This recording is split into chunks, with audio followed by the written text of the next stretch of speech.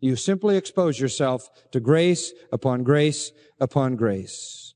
When you teach people to give, you're not impoverishing them, you are enriching them with grace upon grace. And so he says, we sent Titus to complete in you this gracious work as well, just like it was being completed among the Macedonians. And they responded. The Macedonians followed their leaders. That's the kind of example I want you to follow. Number 12, giving was in concert with other Christian virtues. Giving was in concert with other Christian virtues. In verse 7, he says, but just as you abound in everything, in faith and utterance and knowledge and in all earnestness and in the love we inspired in you, see that you abound in this gracious work also. It's not giving in a vacuum. It's not giving in isolation. It's not giving contrary to what's in your heart. This kind of giving is in perfect harmony with other Christian virtues. You find me a heart filled with faith and utterance and knowledge and earnestness and love, and I'll show you a generous heart. It's in combination. It's a network. He says, just as you abound in everything. Now, that's a very complimentary statement to these vacillating Corinthians. But back in chapter 1 of 1 Corinthians, verse 4, he said, I thank my God always concerning you for the grace of God which was given you in Christ Jesus, that in everything you were enriched in Him. He says, from the beginning, you had everything that the grace of God could give.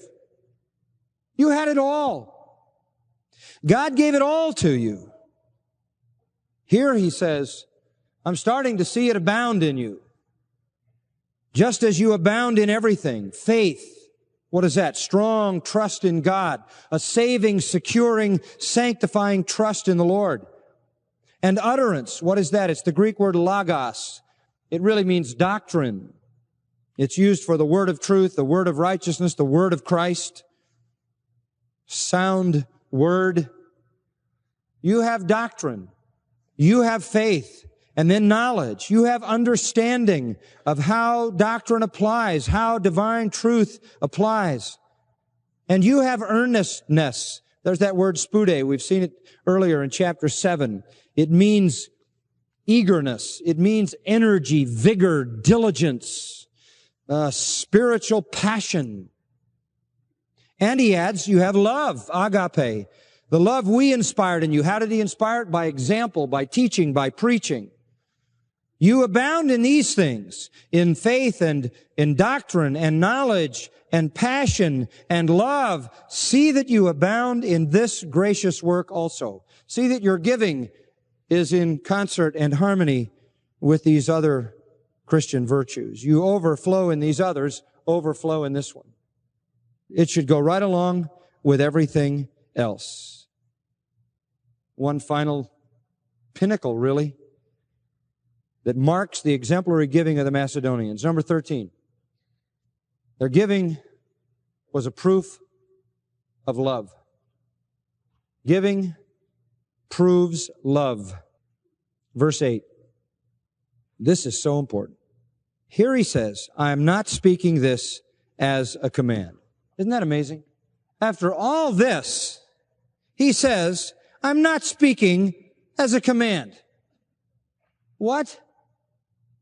But again, remember, this is in consideration of the fact, listen, that free will giving is never according to legalism.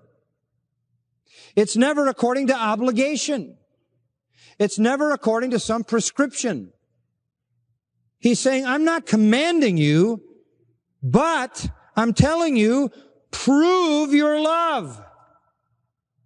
I'm not speaking this as a command, but it is voluntary, free will, but as proving through the earnestness of others. And there he's referring to the Macedonians. He's comparing them to the Macedonians. As proving through the earnestness of others, through following their example, following their pattern, the sincerity of your love also. I'll tell you one thing about giving. It verifies the level of your love. You can give without loving. That's required giving. But you can't love without giving. And the amount of your giving expresses the amount of your love. It proves, dokimazo is the word for testing something to verify it, through the earnestness of others, that is, the very earnest giving of the Macedonians. By measuring yourself against them, you can see the sincerity of your love. I want it to be the same thing. I want it to be the same as theirs. I want you to follow their example and prove that your love, your agape, is sincere.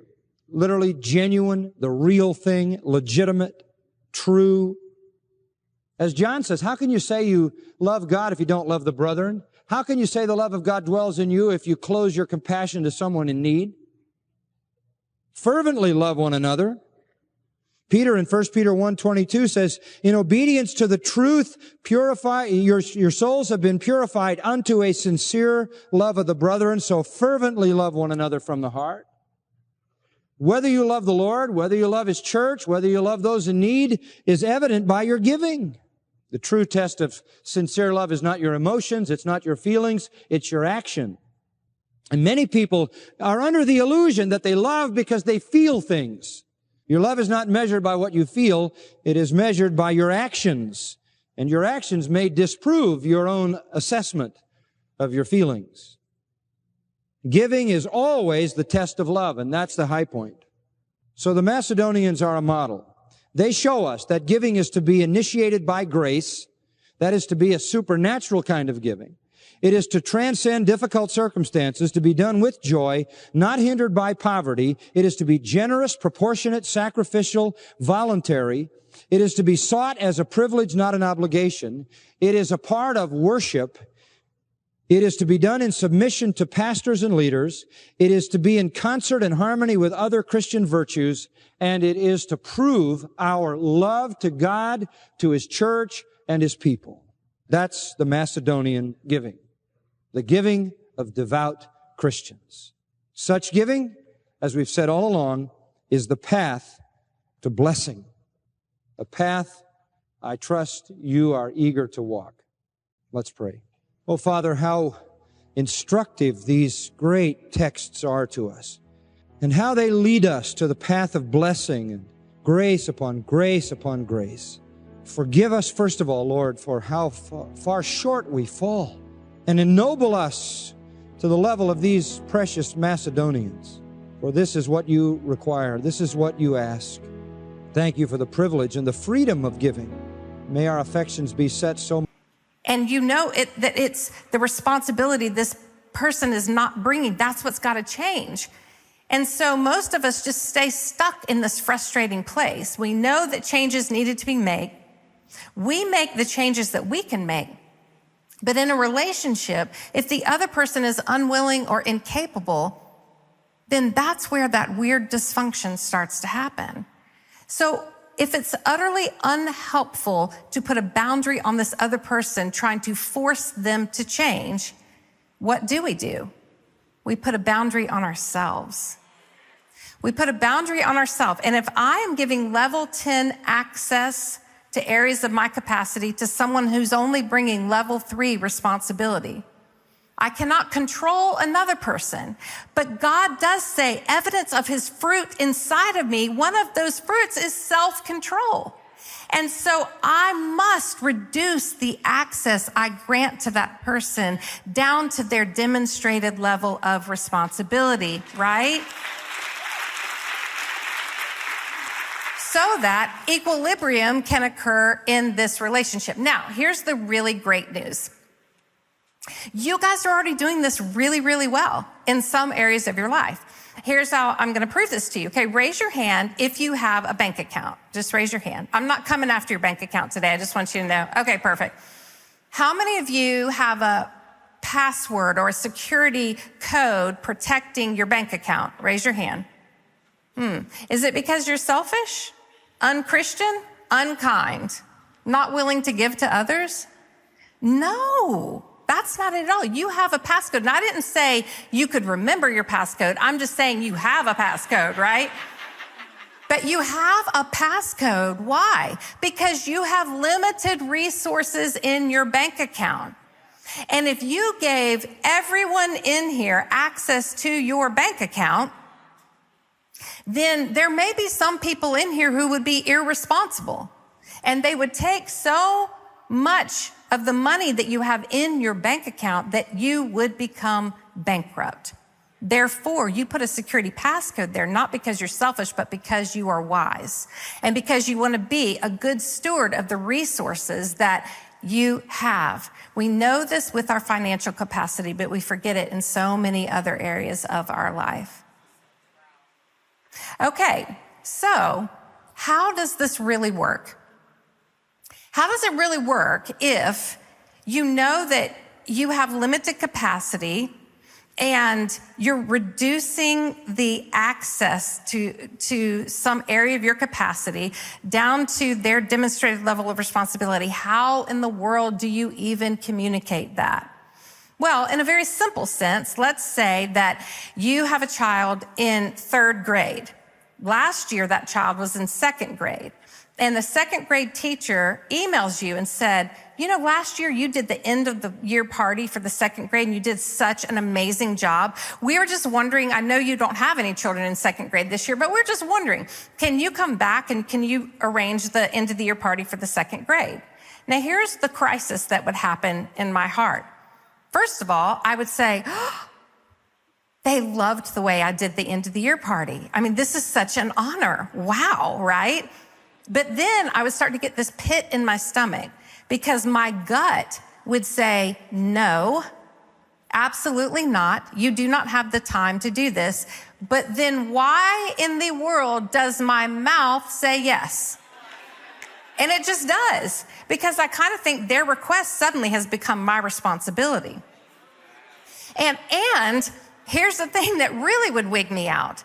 I was so afraid that if I said no, that they would be so disappointed in me. And so I would rather carry the burden of saying yes rather than the burden of saying no. So I'm going to give you a simple little script. This is about to change your life. With apologies to the 2nd grade teacher out there who's wanting a 3rd grade parent to do their end of the year party, here we go. Here's a simple way that you can reduce the access and communicate a really healthy boundary and still reflect the beauty of your own heart. You can simply reply back, thank you so much. It's such an honor that you requested this of me. While my heart says yes, yes, yes, the reality of my time makes this a no. Thank you, and sign your name. You don't need to explain it. My counselor,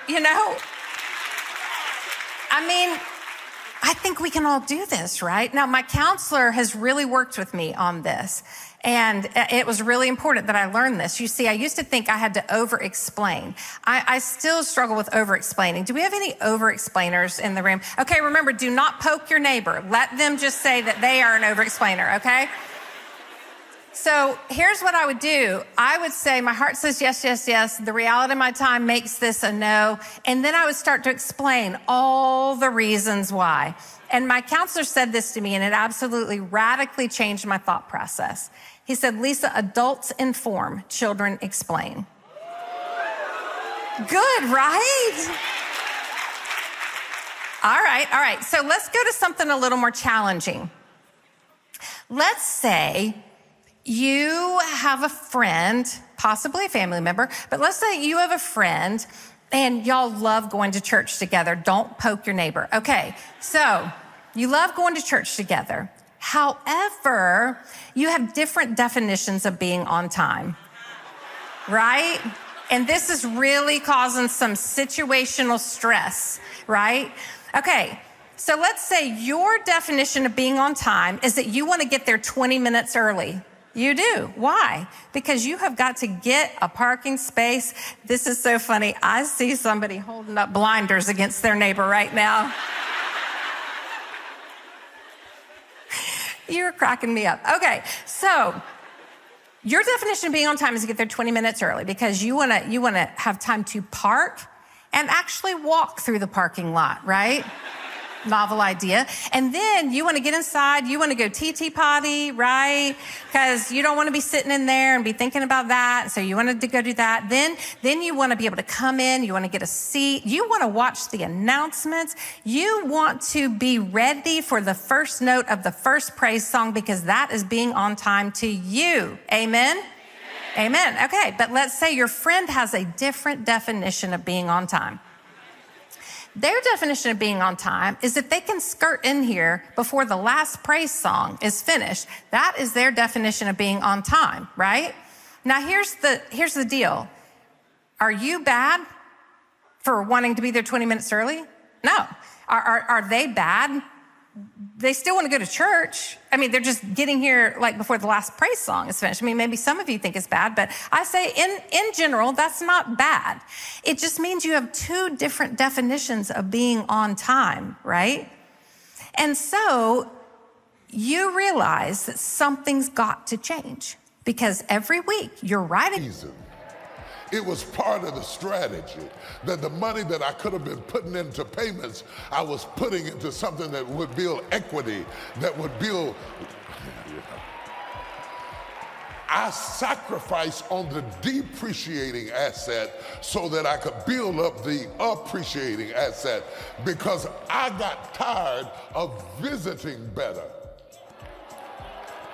Come on, stay with me. I got tired of visiting better. And as soon as you get tired of visiting better and you want to start living in better, you have to practice delayed gratification in order to be able to get there. The reason this text speaks to me in such a powerful way is because this is one of the only times that we see Jesus lose.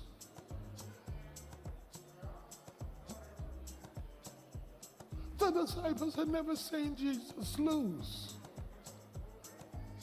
From the marriage at Cana, to the woman with the issue of blood, to the Syrophoenician woman, to over and over and over again to blind Bartimaeus. Every time Jesus healed a man, whether he'd been by the pool for 38 years or whether he had a withered arm, we saw immediate results. He called Lazarus from the grave, and immediately he got up out of the grave. He stopped the widow of Nain, stopped her in the middle of a funeral processional, touched the casket, and immediately the boy got up. He cursed the fig tree, and when they came back, the fig tree was dead. He spoke to Zacchaeus and said, "This day I shall be at your house," and this day he was at the house. Whenever Jesus spoke a thing, it became whatever he said. He healed the lepers and told them to go show themselves to the priest, and before they could get to the priest, they were already healed. He came to the disciples walking on the water. Jesus was a winner. Everything he did was winning. Matthew, Mark, Luke, and John all gang us to teach us that Jesus is a winner. And this week contradicts all that we understand about Jesus, because in this week, the disciples, the students, the mentor, the school of prophets that were coming up under him were following him into a loss. He was teaching them a message that is critical for us to learn, that sometimes you have to lose to win. Oh God, this is so good, I'm gonna get the CD myself. Sometimes you have to lose to win. When the win is big enough, a lose always precedes it. Don't let the lose fool you.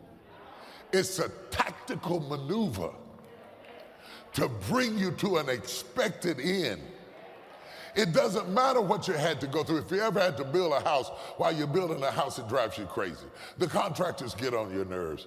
Everything gets on your nerves. The bank gets on your nerves. The zoning committee gets on your nerves. The permits get on your nerves. The extra money you had to spend get on your nerves. Everything gets on your nerves. But the moment the house is built and you get all your furniture in and you move in and you settle down and you light your fireplace and you put your music on and you dim your lights, you don't remember the contractor. You don't remember the permits. You don't remember the struggle. You don't remember the pain, because what's in front of you is greater than everything you went through. And so you're not sitting in your new house fussing about the contractor, because the gain is great enough to swallow up the agony of the process. Oh, y'all don't hear what I'm saying.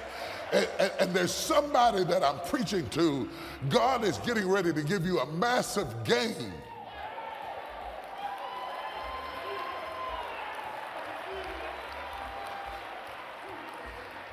And what I am sitting here to teach to you is that you have to be willing to lose in the short run to win in the long run. You have to do without on the short run so that you can have in the long run. You have to be willing to be laughed at in the short run and spend 120 years having all your neighbors laughing at you building a boat in your backyard. You have to go through 120 years of them making fun of you and saying you're a lunatic. But they won't laugh in the end, because when the rain comes, they'll understand that you were working on something while you were waiting on something. Touch somebody and say, I'm working on something. Yeah, I'm working on something. I might not look good right now, but I'm working on something. I might not be impressive right now, but I'm working on something. I might not have any money right now, but I'm working on something. I may be a student in school living off of Roman noodles, but I'm working on something. I may have to study while you go to the basketball game, but I'm working on something. I may not get to do all the fun things that you get to do, but I'm working on something. I'm in the gym because I'm working on something. I'm on the field running because I'm working on something. I'm reading books at 2 o'clock in the morning because I'm working on something. I'm exercising because I'm working on something. Anytime you're working on something, you got to go through a period of suffering. And if you lose over here, you're going to win over there. Who am I talking to this morning?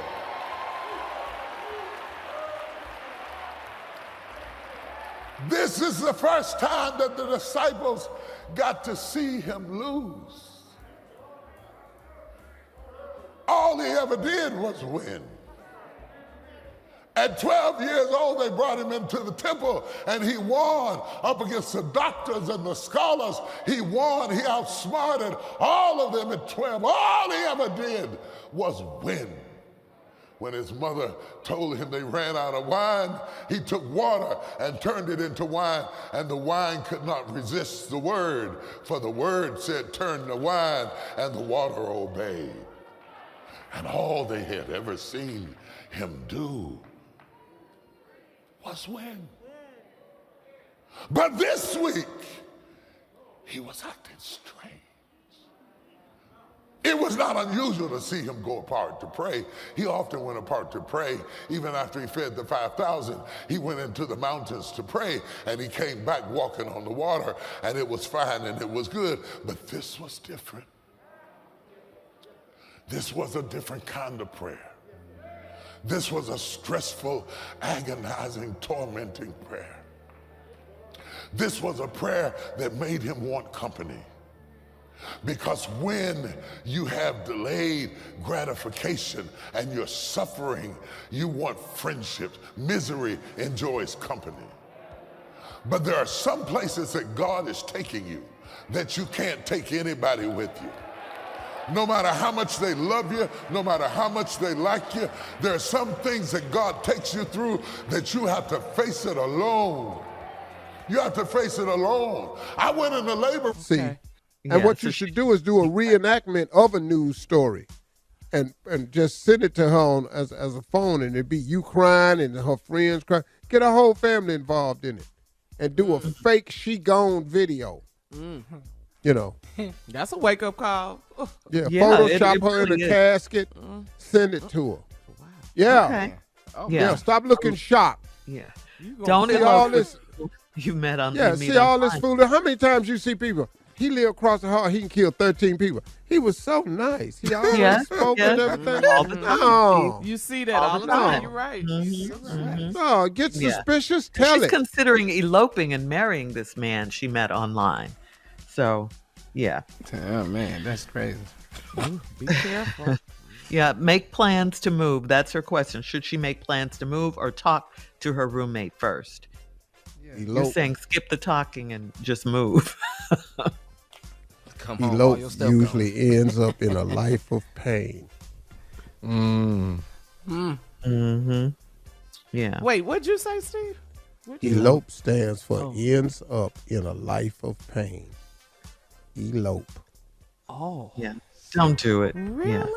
Yeah. You're saying don't do it. I couldn't spell it till now. I'm glad you said it like that because I didn't know how to spell it. Ain't no E on the end. Ain't no Right. E. No, the proper spelling is E-L-O-P-E. Elope. Well, what do difference is if you don't ever get to the E? That's what the E means. End. And you don't get to that part. I like how you It's think elope. E-L-O-P. You don't get to the end. The E is the end. Thank you, CLO. Coming up at the top of the hour, Vice President Kamala Harris right here, right after this. You're listening to the Steve Harvey Morning Show. Have you ever watched The Exorcist and wondered, are demons real? Well, we interviewed a leading exorcist to find out, and the truth was shocking. Tell me who you are. The one you won't get out. The one you can't. Levitations, vomiting, spitting at the priest with an uncanny marksmanship. That has not been a movie for me. Listen to The Exorcist Files on the iHeartRadio app, Apple Podcasts, or wherever you get your podcasts. Alphabet Boys is a new podcast series that goes inside undercover investigations. In the first season, we're diving into an FBI investigation of the 2020 protests. It involves a cigar-smoking mystery man who drives a silver hearse. And inside this hearse was like a lot of guns. But are federal agents catching bad guys or creating them? He was just waiting for me to set the date, the time, and then for sure he was trying to get it to happen. Listen to Alphabet Boys on the iHeartRadio app, Apple Podcasts, or wherever you get your podcasts. Fans of the hit TV show Scandal can now revisit every episode on Unpacking the Toolbox, a Scandal Rewatch podcast, hosted by the cast members behind Quinn Perkins and Huck. So, gladiators, grab some Gettysburger and relive Scandal's most iconic OMG moments. We would be in like 110 degrees in a wool coat. Yep. I mean, the chafing that was going on in my pencil skirts, I deserve all the acting awards, people. Listen to Unpacking the Toolbox, a Scandal Rewatch podcast on the iHeartRadio app or wherever you get your podcasts. Lots of other recollections of her being funny, of her being nice, of her being a good mother. Wow. And it sort of begs the question, like, how on earth can someone do that? It's extremely difficult and not show that kind of resentment and just bitterness, and just raise your kids. And so that's my first hero. First hero to look up to. I also have a whole chapter on heroism. And frankly, I got some of that philosophy from you on how to build hero archetypes and the proper way to look up to people as a way to develop yourself in a better way. Right. And I say, like, don't take an individual, like, you don't want to just be like Jordan Peterson. You want to kind of see what makes him successful, see how he's done well in his life, and maybe copy some things from him. Like, how does he talk to people? How does he think through things? What's the thought process that he uses? And how does that apply to the hierarchy you want to be better in? Because it might be different. Like, you might be an academic, or you might be in media, you might be in sports. Like, it's different. So you got to look up to people within your own genre, really. And in the SEAL teams is no different, because what am I trying to be? A better SEAL and a better leader. So what makes somebody something that I want to follow? So that's chapter 2, for instance, one of my favorite chapters, because I think it's a good way to start. Like, because you got to know what you want to be. If you want to be somebody who lives with fortitude, you got to know what that looks like first, right? You got to know what you're aspiring to. It's a really important. Well, and you can look at what you admire spontaneously. Like, obviously you admired your mother spontaneously, and so that's an instinct. That's not rational exactly, although it might be hyper rational. And we all have that instinct to admire, and that does point us in the direction of what is better. Yeah, exactly. And it's just in a practical way and kind of a materialistic way. It's like, well, just what works, Like what are the outcomes that actually work for people and what don't? And one of the problems with postmodernism is trying to make the things that don't work, make them work. Like socialism hasn't been tried, it's like that kind of thing, right? Because it feels good. And so, then my second real interaction, I suppose, with fortitude, would be the military. I mean, Buds is a trial by fire. You come out a different person than you went in. How were you different? How were you to begin with? That's the first question. And then how were you different? Well, I think you come, I mean, look, I think maybe I'll take that back a little bit. I guess I'll say, because one thing we say in the SEAL teams is you were a SEAL before you got here. We just made you prove it. And then we trained you. But that mental capacity, it had to be there because you wouldn't make it through Hell Week otherwise. So you had it, but you hadn't proven it to anybody and you hadn't proven it to yourself. And once you prove it to yourself, that's something. I mean, you become something a little different. It's not too different, but it's a little different. And some people can become cocky, right? You don't want to be too cocky. You want to be confident. So you definitely become more confident. I don't think you've met many SEALs who aren't very confident in themselves. And so that's a good thing. But they weren't cocky. They were, most of them were unbelievably funny. They're unbelievably humorous. And I think I'm very funny. So, and I'm not being overly confident. I think I'm very funny. I'm just humility is not an attribute that we have very much of. And so it changes you. I mean, there's a culture, like I can identify a team guy really easily. And first of all, there's definitely a look, right? And there's a way, there's something in their eyes. Like I can just tell, I can just tell. And I don't know how to describe it, to be honest with you. And because we all kind of come from the same place where we wanted to do this particular job, and we wanted to go through the hardest training we could find and be in this elite team. And so that I don't know, it makes you similar in some way, even though there's, I think, a decent amount of diversity in the teams, as far as backgrounds go, as far as backgrounds and wealth come from. I mean, it's very, very difficult it's also very difficult to see who's going to make it through it. This gets to another chapter, which I call No Plan B. And you can't get through Buds unless you decided that you would die before you quit. You have to have given yourself no choice in the matter. That's the only way you make it through. If you're like, you know what, I'm going to do my best. That's like marriage. Yeah. Well, okay, that's a funny story because one of the sayings in the SEAL teams is the only easy day was yesterday. And that motto is plastered on the Buds grinder. And so what me and my wife did, understanding that there's so many good parallels between SEAL training and marriage, we went and took some of our wedding photos right in front of that sign. The only easy day was yesterday. And it's sort of this no quit attitude and this understanding that, look, it's only things get harder. So what? Deal with it. It's and embrace it. Embrace the suck. I'm just kind of using slogans from the SEAL teams at this point, but they have quite a bit of meaning associated with them. Embrace the suck. And what does that mean fundamentally? Well, they have meaning because people are actually acting them out, right? Yeah. They're not empty slogans. So they might be comical, oversimplified representations, but there's something actually happening. And I like that particular one, Embrace the Suck, because it actually gets to another chapter in the book, which is simply called Do Something Hard. And the whole point of this discussion is embrace suffering. I'm not saying embrace like swimming with sharks, because you can suffer swimming with sharks and getting bitten, like that would suck. But I mean self-imposed suffering, right? And so like Buds and Hell Week and everything we do in SEAL training, it all is self-imposed. Like you do have it in the back of your minds, like I'm not going to die. I'm not actually going to die. Feels like I'm going to die. Feels like they're trying to kill me. But I know that they're going to save me if I start drowning, and people do drown, but we save them. Okay, that's funny, but it's horrible, but it's funny.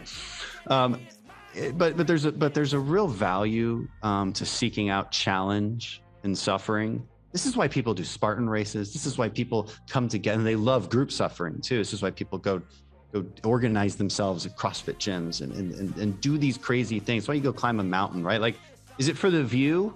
Did you climb the mountain for the view? No. You did it. The means were the entire point. Like the path that you took was the entire point because it's hard. And I think that's pretty normal and intuitive. And I think that's been really fundamental tenet of Americanism for a very long time, but I think we're losing it, which is why I felt I had to write about it more and just kind of remind people of why these things are important. I don't think there's anything novel in my book at all. Well, you are a conservative.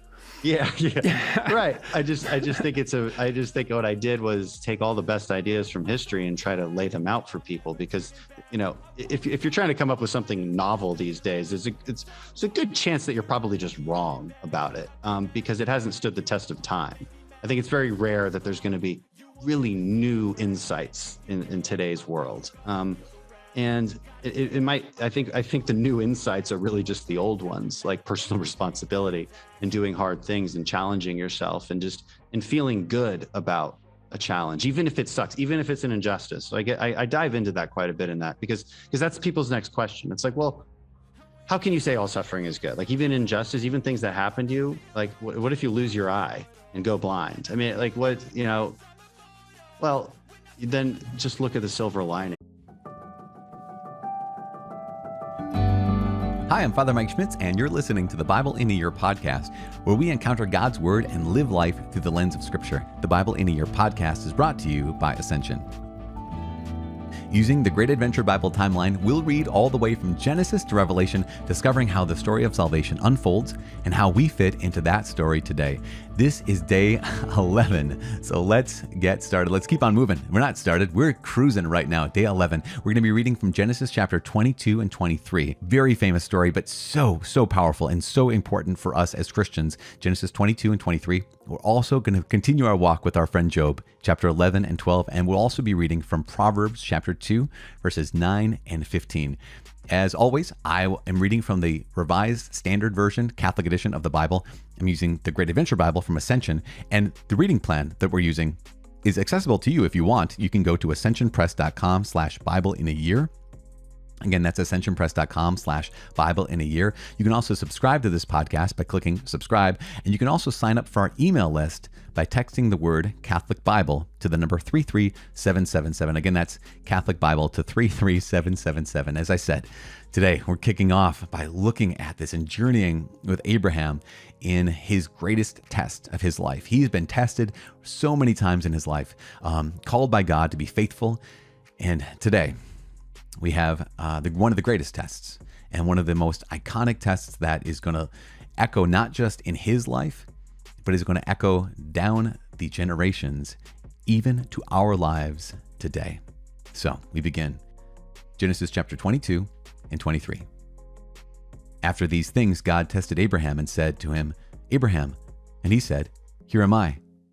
He said, Take your son, your only begotten son Isaac, whom you love, and go to the land of Moriah, and offer him there as a burnt offering upon one of the mountains of which I shall tell you. So Abraham rose early in the morning, saddled his donkey, and took 2 of his young men with him, and his son Isaac, and he cut the wood for the burnt offering, and arose, and went to the place of which God had told him. On the 3rd day, Abraham lifted up his eyes and saw the place afar off. Then Abraham said to his young men, Stay here with the donkey. I and the lad will go yonder and worship, and come again to you.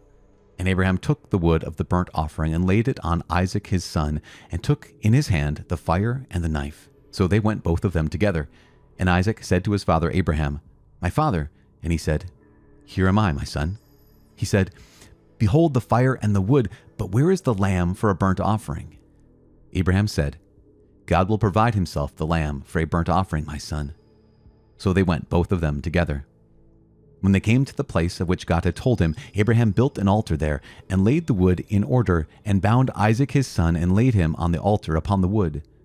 Then Abraham put forth his hand, and took the knife to slay his son. But the angel of the Lord called to him from heaven, and said, Abraham, Abraham. And he said, Here am I. He said, Do not lay your hand on the lad, or do anything to him, for now I know that you fear God, seeing that you have not withheld your son, your only begotten son, from me. And Abraham lifted up his eyes and looked, and behold, behind him was a ram, caught in a thicket by his horns. And Abraham went and took the ram, and offered it up as a burnt offering instead of his son. So Abraham called the name of that place, The Lord will provide. As it is said, to this day, On the mount of the Lord it shall be provided. And the angel of the Lord called to Abraham a second time from heaven, and said, By myself I have sworn, says the Lord, because you have done this, and have not withheld your son, your only begotten son, I will indeed bless you, and I will multiply your descendants as the stars of heaven and as the sand which is on the seashore. And your descendants shall possess the gates of their enemies. And by your descendants shall all the nations of the earth bless themselves, because you have obeyed my voice. So Abraham returned to his young men, and they arose and went together to Beersheba, and Abraham dwelt at Beersheba. Now after these things, it was told Abraham, Behold, Milcah also has borne children to your brother Nahor, Uz the firstborn, Buz his brother, Kemuel the father of Aram, Chesed, Hazo, Pildash, Jidlaph, and Bethuel. Bethuel became the father of Rebekah. These 8 Milcah bore to Nahor, Abraham's brother. Moreover, his concubine, whose name was Reumah, bore Tebah, Gaham, Tahash, and Maacah. Sarah lived 127 years. These were the years of the life of Sarah. And Sarah died at Kiriath Arba, that is Hebron, in the land of Canaan. And Abraham went in to mourn for Sarah and to weep for her. And Abraham rose up from before his dead and said to the Hittites, I am a stranger and a sojourner among you. Give me property among you for a burying place, that I may bury my dead out of my sight. The Hittites answered Abraham, Hear us, my lord, you are a mighty prince among us. Bury your dead in the choicest of our sepulchres. None of us will withhold from you this sepulchre or hinder you from burying your dead. Abraham rose and bowed to the Hittites, the people of the land. And he said to them, If you are willing that I should bury my dead out of my sight, hear me, and entreat for me Ephron the son of Zohar, that he may give me the cave of Machpelah which he owns, which is at the end of his field. For the full price let him give it to me in your presence as a possession for a burying place. Now Ephron was sitting among the Hittites, and Ephron the Hittite answered Abraham in the hearing of the Hittites, of all who went in at the gate of his city, No, my lord, hear me. I give you the field, and I give you the cave that is in it. In the presence of the sons of my people I give it to you. Bury your dead. Then Abraham bowed down before the people of the land, and he said to Ephron in the hearing of the people in the land, But if you will, hear me. I will give the price of the field. Accept it from me, that I may bury my dead there. Ephron answered Abraham, My lord, listen to me. A piece of land worth 400 shekels of silver, what is that between you and me? Bury your dead. Abraham agreed with Ephron, and Abraham weighed out for Ephron the silver which he had named in the hearing of the Hittites, 400 shekels of silver, according to the weights current among the merchants. So in the field of Ephron, in Machpelah, which is to the east of Mamre, the field with a cave which was in it, and all the trees that were in the field throughout its whole area was made over to Abraham as a possession in the presence of the Hittites, before all who went in at the gate of his city. After this, Abraham buried Sarah his wife in the cave of the field of Machpelah, east of Mamre, that is Hebron, in the land of Canaan. The field and the cave that is in it were made over to Abraham as a possession for a burying place by the Hittites.